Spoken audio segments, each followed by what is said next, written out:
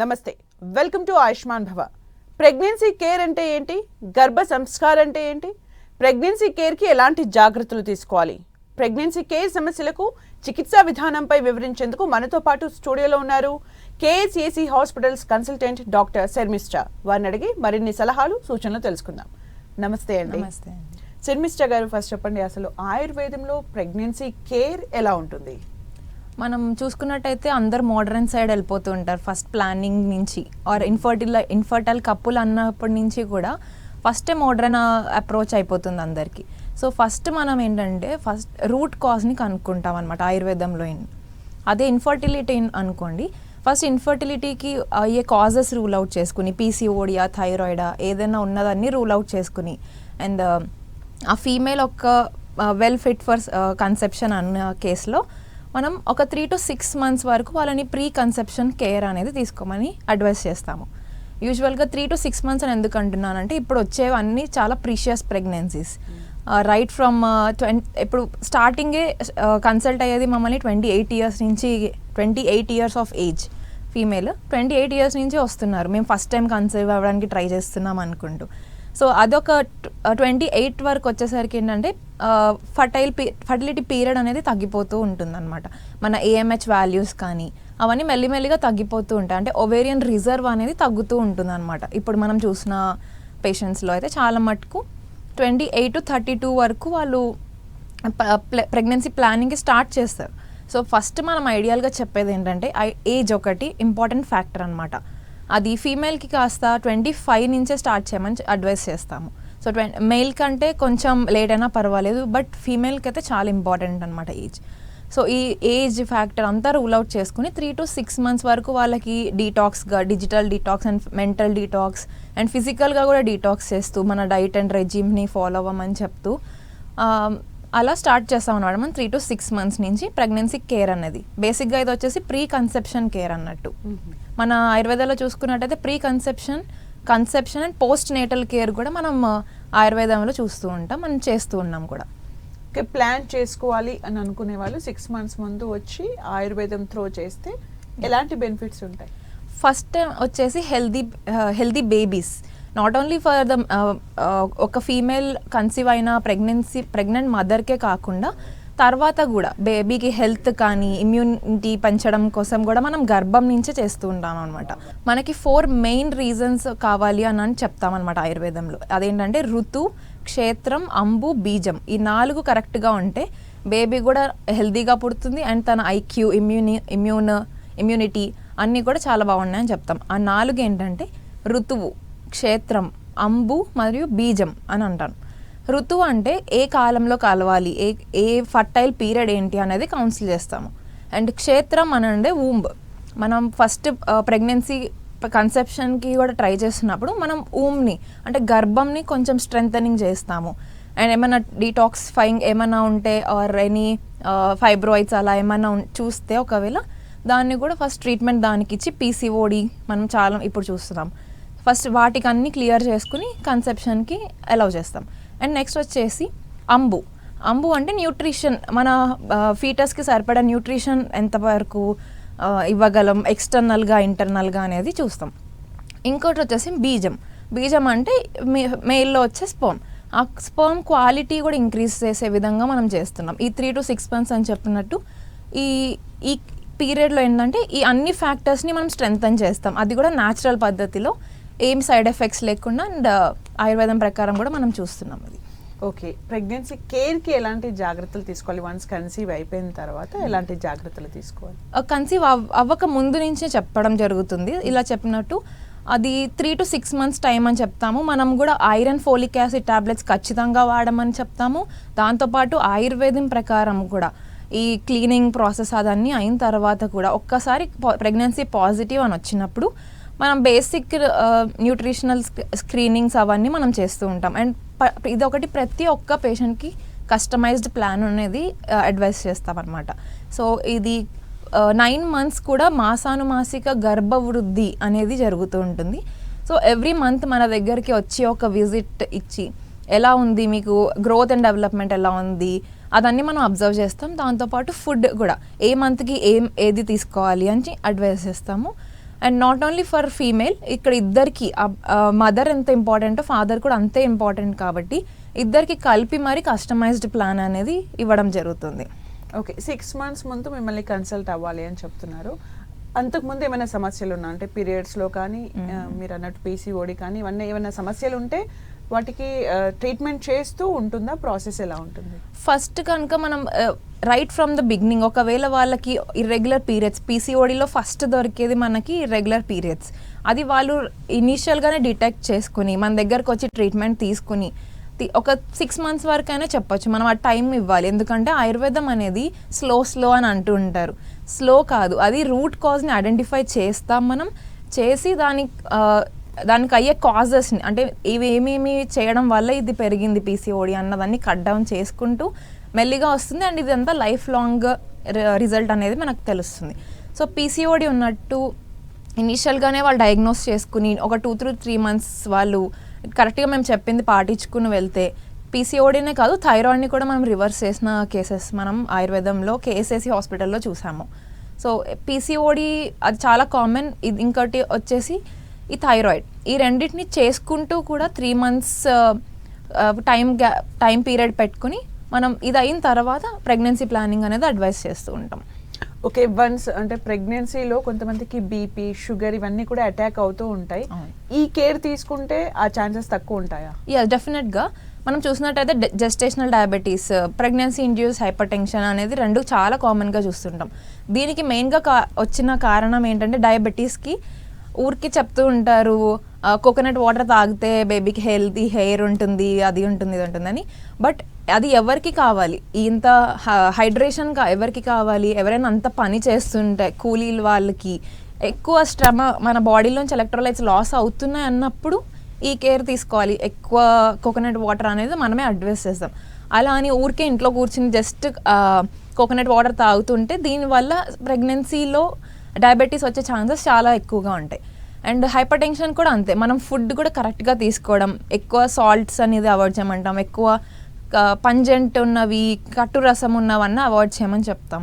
So ఇవన్నీ బేసిక్గా మనం before conception 3 to 6 months time ఇచ్చినప్పుడు అప్పటి నుంచి ఏమేమి ఫుడ్ తీసుకోవాలి, ఏ ఫుడ్ తీసుకుంటే మీకు ఎలాంటి సైడ్ ఎఫెక్ట్స్ ఉంటాయి అండ్ అవన్నీ కూడా మనం ఎక్స్ప్లెయిన్ చేయడం జరుగుతుంది. సో డైట్ అనేది చాలా ఇంపార్టెంట్ వీటిల్లో, ఇవి రాకుండా. అలాగే మీరు అన్నట్టు హెయిర్ బాగా పెరుగుతుంది కాబట్టి అని కోకోనట్ వాటర్ అని అన్నారు కదా, ఇలా కాకుండా చాలా చేస్తూ ఉంటారు.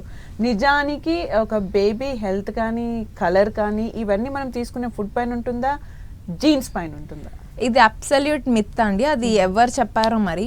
బట్ సాఫ్రాన్ తీసుకుంటే కూడా పిల్లలు వైట్గా పుడతారా? ఇది జస్ట్ మిత్ అనమాట. ఇది ఏది ఉన్నా సరే మన జీన్స్లో ఉంటుంది. మదర్ అండ్ ఫాదర్ జీన్స్ని బట్టే కదా బేబీ కూడా వచ్చేది. సో ఇవన్నీ జస్ట్ మిత్ అని చెప్తాము. మన మేబీ కావాలంటే మనం జెనెటిక్ స్క్రీనింగ్ ముందు చేయించుకుని ఫస్ట్ ఇవన్నీ కూడా తెలుసుకోవచ్చు.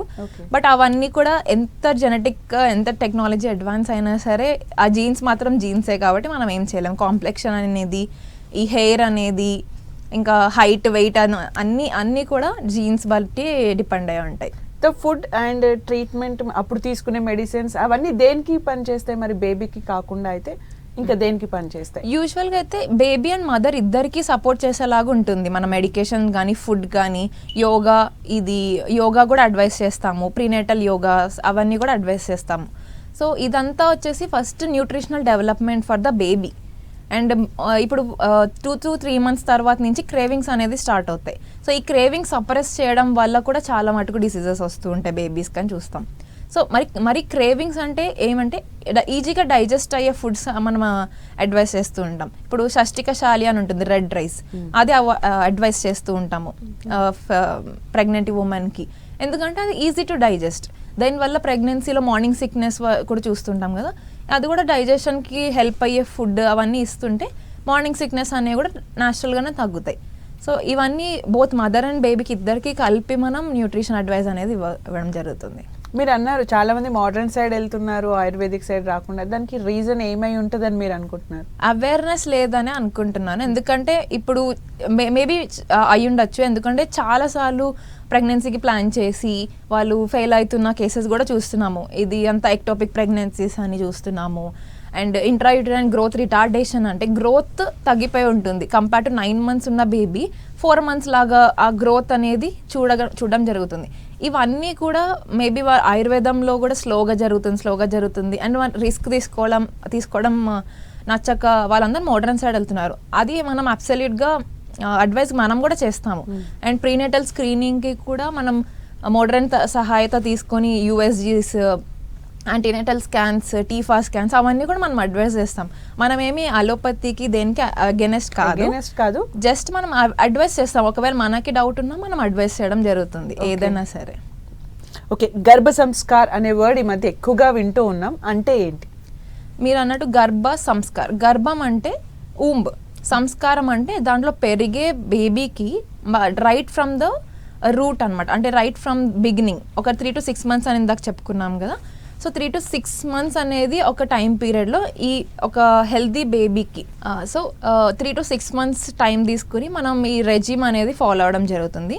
సో దీనికి కూడా చెప్పినట్టు correct time of conception and men and ఉమెన్కి ఫుల్ డీటాక్స్ లాగా చేయడము అండ్ యోగాస్, ఆసనాస్, యాంటీనేటల్ యోగాస్ అవన్నీ చేయడం జరుగుతుంది. దీంతో పాటు కరెక్ట్గా న్యూట్రిషనల్ ఇద్దరికి మదర్ అండ్ ఫాదర్ ఇద్దరికి న్యూట్రిషన్ సప్లై అనేది ఇవ్వడం జరుగుతుంది. సో దీంతో బెనిఫిట్స్ వచ్చేసి బేబీకి కడుపులో ఉన్నప్పుడే కాదు, తర్వాత కూడా ఇమ్యూనిటీ పెంచడం. చాలామంది చూస్తూ ఉంటాం పిల్లలు కడుపులో 3 to 3 kgs ఉంటారు, బయటకు వచ్చేసరికి మెల్లిమెల్లిగా 2 to 3 kgs అలా అయిపోతుంటారు. సో ఇదంతా ఏంటంటే మా లోపల నుంచి కూడా నరిష్ చేయడం అండ్ బయటకు వచ్చిన తర్వాత కూడా తన ఇమ్యూనిటీ పెంచడం, ఫైట్ చేయడం బయట ఉన్న ఎన్విరాన్మెంట్తో, ఏమైనా డిసీజెస్తో ఫైట్ చేయడం అదొకటి. ఇంకా ఇంటెలిజెంట్ కోఎఫిషియంట్ కూడా చెప్తాము. ఇవి కూడా న్యాచురల్గా పద్ధతిలో ఎన్హాన్స్ చేయడం అనేది గర్భ సంస్కారం అని చెప్తూ ఉంటాం. మ్యామ్, ఇప్పుడు మీరు అంటున్నట్టు ముందు జాగ్రత్త తీసుకోవడం అనేది ఒకటి న్యాచురల్గా కొంతమందికి అవుతూ ఉంటుంది కదా, దానికి దీనికి ఏమైనా డిఫరెన్స్ ఉంటుందా? ఉంటుంది. న్యాచురల్గా ప్రెగ్నెన్సీ కన్సీవ్ అయిన తర్వాత కూడా వచ్చిన పేషెంట్స్ మన దగ్గర ఉన్నారు. న్యాచురల్గా వాళ్ళు అయ్యారు, ఒక 2 to 3 months తర్వాత వాళ్ళకి తెలుస్తుంది కన్సీవ్ అయినట్టు. అప్పుడు కూడా మనం 3rd month నుంచి కూడా మనం 9th month వరకు బేబీని మానిటర్ చేయడం, ఈ మదర్ని మానిటర్ చేయడం కూడా జరుగుతుంది.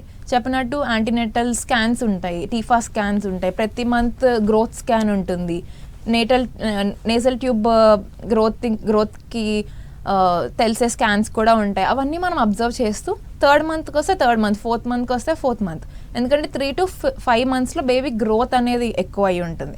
సో దాన్ని బట్టి కూడా మనం డైట్ కూడా మనం అడ్వైస్ చేస్తాము. దాంతోపాటు న్యాచురల్ డెలివరీ కోసం అయ్యే యోగాసనాస్, ఫిజియో అనేది మనం కూడా అడ్వైస్ చేయడం జరుగుతుంది.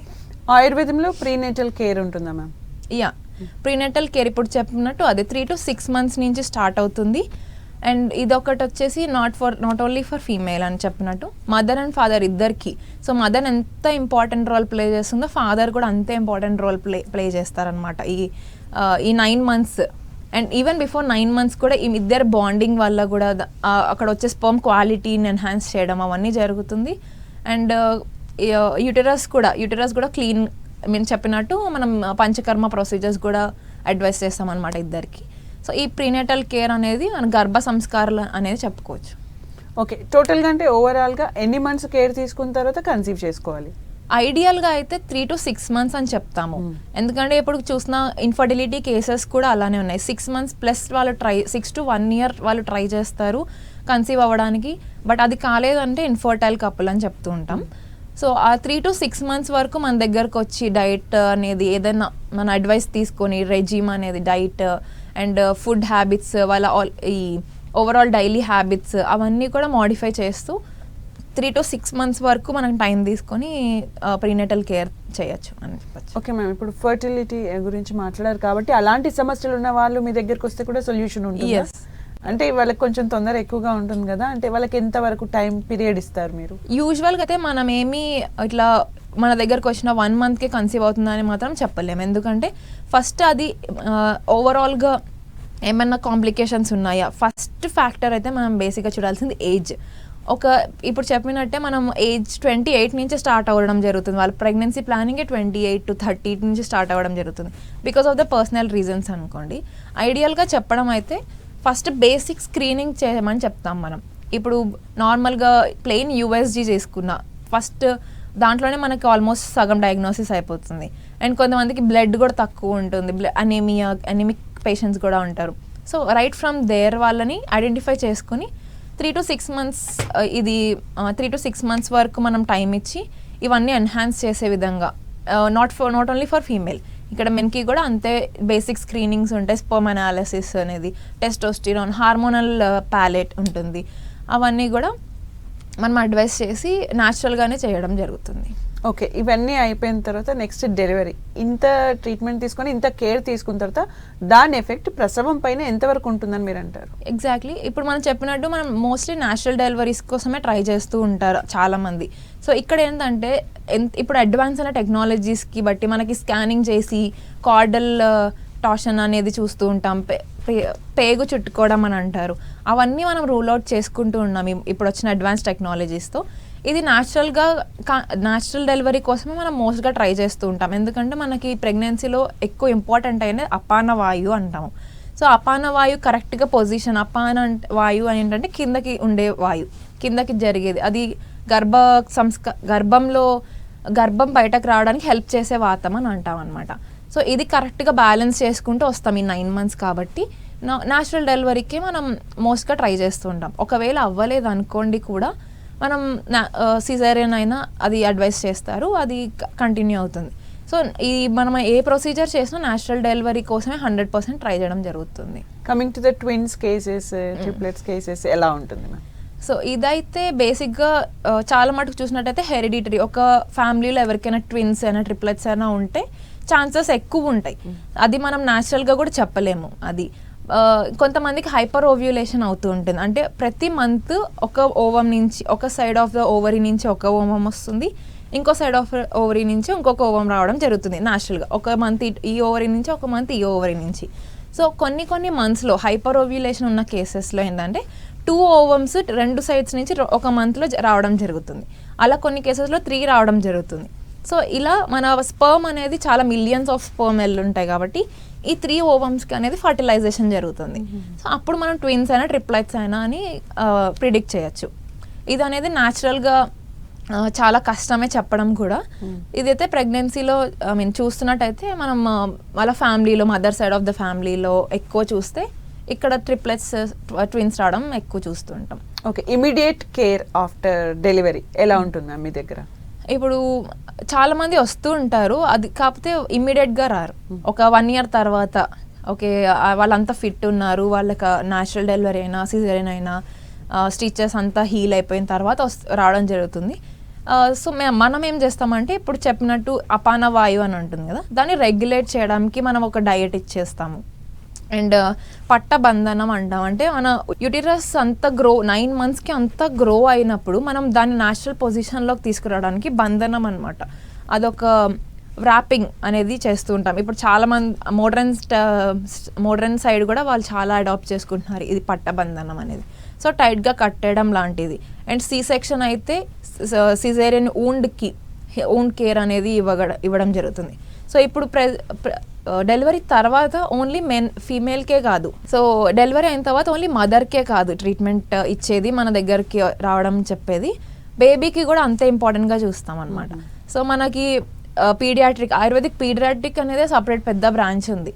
సో దీంట్లో ఏంటంటే పుట్టిన 3 to 6 months వరకు ఆ బేబీకి ఏమేమి చెయ్యాలి, ఏమేమి సంస్కారాలు చెయ్యాలి, రైట్ ఫ్రమ్ ద నామకరణ సంస్కారం నుంచి మొదలవుతుంది. ఇది ఒక 16 years వరకు పీడియాట్రిక్ కేసెస్ని చూస్తుంటాం. సో ప్రతి మంత్, ప్రతి ఇయర్ ఒక్కొక్క సంస్కారం అనేది జరుగుతూ ఉంటుంది. ఇవన్నీ మన వేదిక్ సైన్సెస్లో చెప్పినవి. ఇప్పుడు apart from that after delivery ఈ కేర్ ఎన్ని రోజులు తీసుకోవాలి, మదర్కి నార్మలైజ్ ఎప్పుడు అవుతుంది? అది చెప్పినట్టు 41 to 6 months అని మనం క్లాసిక్స్లో చూస్తాము. బట్ ఐడియల్గా చెప్పాలంటే మనం 1 year వరకు చెప్పచ్చు. ఎందుకంటే ఇప్పుడున్న ప్రీషియస్ ప్రెగ్నెన్సీస్లో అండ్ మదర్ కేర్ అనేది చాలా ఇంపార్టెంట్. ఇప్పుడు మదర్స్ కూడా మన దగ్గరికి 1 year తర్వాత రావడం జరుగుతుంది. సో వాళ్ళకు కూడా చెప్పడం ఏంటంటే 40 days నుంచి మనం స్టార్ట్ చేస్తే అది ఫుడ్ ఇంటేక్ కానీ ఏమేమి తీసుకోవాలి, ఫస్ట్ ఇన్ ద బ్రెస్ట్ ఫీడింగ్కి ఎన్హాన్స్ అయ్యే మెడిసిన్స్ కానీ న్యాచురల్గా ఏమీ ఆర్టిఫిషియల్ సప్లిమెంట్స్ ఏం లేకుండా న్యాచురల్గా బ్రెస్ట్ ఫీడింగ్ బ్రెస్ట్ మిల్క్ ఎలా ఇంక్రీజ్ చేయడం అవన్నీ. అండ్ దాంతోపాటు వాళ్ళకి బ్రెస్ట్ ఫీడింగ్ ఇచ్చినప్పుడు ఆకలి కూడా పెరుగుతూ ఉంటుంది. సో దానికి ఫుడ్ ఎంత కంట్రోల్గా తినాలి, ఎంత తింటే ఇంక్రీజ్ అవుతుంది, ఏమి తినకూడదు అనేవి కూడా మనం అడ్వైస్ చేస్తూ ఉంటాం. ఐడియాలో చెప్పాలంటే 1 to 2 years వరకు మనం బ్రెస్ట్ ఫీడింగ్ ఇవ్వమని అడ్వైస్ చేస్తాము.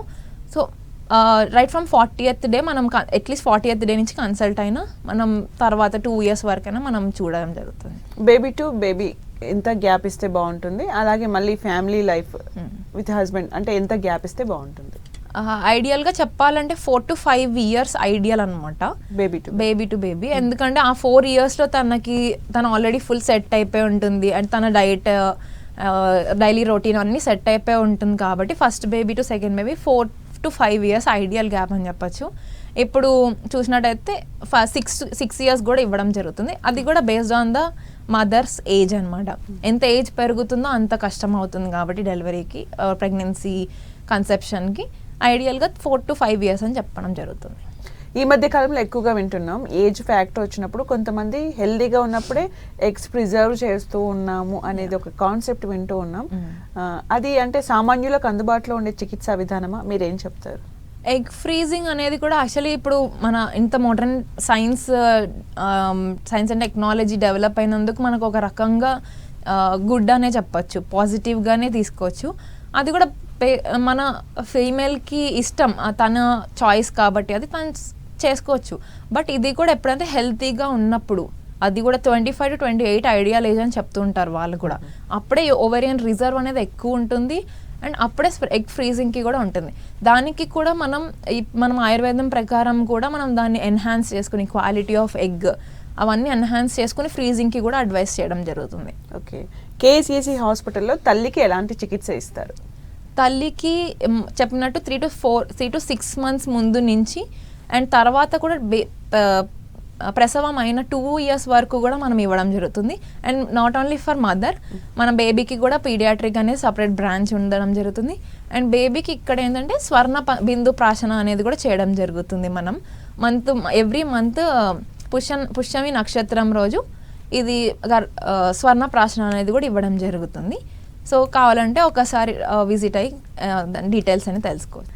అయితే బేబీ పుట్టగానే ఈ మధ్య కాలంలో మీరు ఎక్కువగా అబ్జర్వ్ చేసిన ప్రాబ్లమ్స్ ఏంటంటే జాండీస్ కానీ ఇలాంటివి మనం ఎక్కువగా చూస్తూ ఉంటాం కదా, వాటితో పాటు ఇంకేమైనా ఉంటాయా? At the same time conceive అయిన తర్వాత టెస్టులు చేస్తున్నప్పుడు ఎలాంటి కేసెస్ వస్తున్నాయి పిల్లలకు సంబంధించి? ఇది చూసినట్టయితే మీరు అన్నట్టు జాండీస్ అయితే చాలా కామన్. అది నార్మల్గా ఫిజియోలాజికల్ జాండీస్ కూడా ఉంటుంది. అది 2 to 3 daysలో అది రికవర్ కూడా అయిపోతుంది. అండ్ మన న్యాచురల్ సన్లైట్కి పెట్టడం అవన్నీ చిన్న చిన్న చిట్కాలు చేయడం వల్ల కూడా ఫిజియోలాజికల్ జాండీస్, నార్మల్ జాండీస్ అనేది తగ్గిపోతూ ఉండడం జరుగుతుంది. ఇంకా మీరు చూసినట్టయితే జెనెటిక్ డిజార్డర్స్ ఇప్పుడు ఎక్కువ అయ్యాయి, ఎందుకంటే మన ఫోన్ రేడియేషన్ వల్ల. నేను రీసెంట్గా ఒక ఆర్టికల్ కూడా చదవడం జరిగింది. ఒక కపుల్ యుఎస్ నుంచి ఇక్కడికి ఇండియాకి షిఫ్ట్ అయిపోయి full digital detox and phones కూడా ఎమర్జెన్సీకి యూజ్ చేయడం జరిగింది. అండ్ వాళ్ళిద్దరు కూడా న్యాచురల్ పద్ధతిలో కన్సీవ్ అయ్యారు. అండ్ ఆ బేబీకి కూడా చూసినట్టయితే ఒక గ్రూప్ ఆఫ్ స్టూడెంట్స్లో తన ఐక్యూ అనేది చాలా ఎక్కువ ఉంది మిగతా వాళ్ళందరితో కంపేర్ చేస్తే. సో ఇవన్నీ మనం న్యాచురల్గా తెలుస్తుంది ఏంటంటే రేడియేషన్ వల్ల కూడా జరుగుతుంది.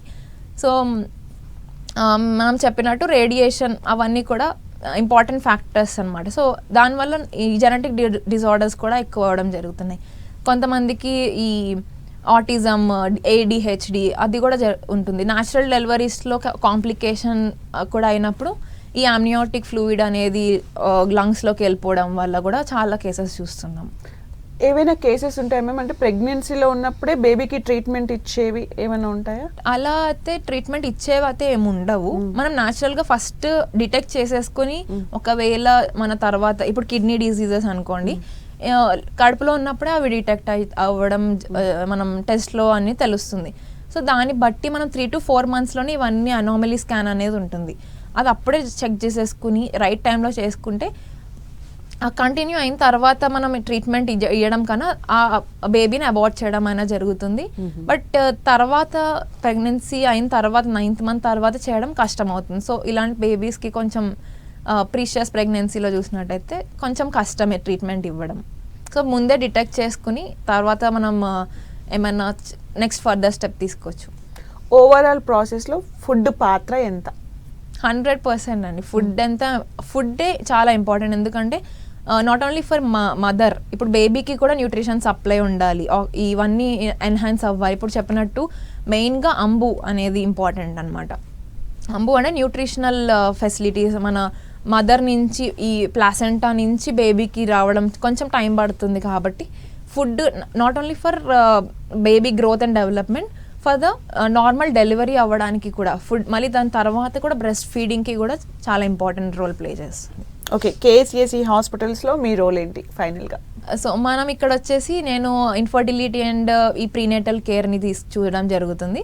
ఇన్ఫర్టిలిటీ కూడా మనం 3 to 6 months టైం ఇచ్చి ఇన్ఫర్టిలిటీని కూడా రివర్స్ చేయడం జరిగింది. Almost 60 to 70% of success rate చూసాము మనం దీంట్లో ఇన్ఫర్టిలిటీలో. ఇది కాకుండా కూడా prenatal care and post natal care కూడా చేయడం జరుగుతుంది. Thank you so much ma'am, మీ టైం కేటాయించి చాలా విషయాలు తెలియజేసినందుకు thank you so much. Thank you. చూసారు కదండి, ఇది వాళ్ళ ఆయుష్మాన్ భవ కార్యక్రమం. మరో అంశంతో మళ్ళీ కలుద్దాం. Keep watching 10 TV.